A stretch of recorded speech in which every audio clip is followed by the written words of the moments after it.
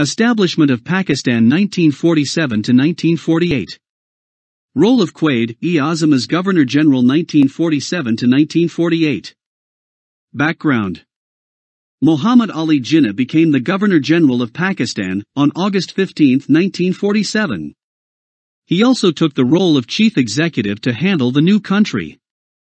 He was the President of the Constituent Assembly and did cabinet meetings. Although Jinnah did not live long enough to help the country survive in its initial years, his services as a Governor-General are nothing less than remarkable. Formation of a nation. Pakistan was carved in a way that it was geographically divided into two parts, and there was nothing that Quaid-e-Azam could do in this matter. But he continued to emphasize and stressed people to consider themselves as Pakistani rather than Bengali, Punjabi, Sindhi, Pathan, or Balochi. Jinnah called himself the protector of general minorities. He ensured the minorities of Pakistan that in this country no discrimination will be done on the basis of religion. He set up a relief fund to help rehabilitate the refugees. On September 30, 1947, he successfully acquired a member of UNO, United Nations organization, that helped the country gain support and recognition both from other countries. Establishment of government.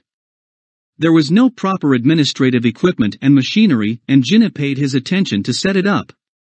Karachi was declared the capital of the country, and the Central Secretariat was set up there. Under the leadership of the father of the nation, the government officers willingly began their work with zeal and sentiment of sacrifices. Liaquat Ali Khan became the Prime Minister of Pakistan.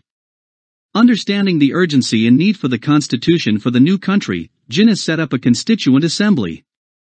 He created the federal court and completed the judicial structure of administration. To draft the civil services rules, the civil services were accredited. Economy and handling of crisis. On July 1, 1948, Jinnah established the State Bank of Pakistan, to give Pakistan monetary independence. In 1948, Jinnah proposed his industrial policy statement that made the government's intention to set up industries in Pakistan quickly very eminent. Jinnah handled the canal water dispute smartly by taking the case to the International Court of Justice. Jinnah also persuaded the Indian government to hand over Pakistan's agreed share of financial assets. Prioritizing national security. India gave Pakistan poor quality artillery and Pakistan lacked 4,000 trained military officers.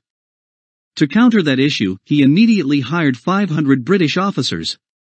Despite being outnumbered and using the worn-out weapons, the Pakistan army held its ground in the war against India in Kashmir.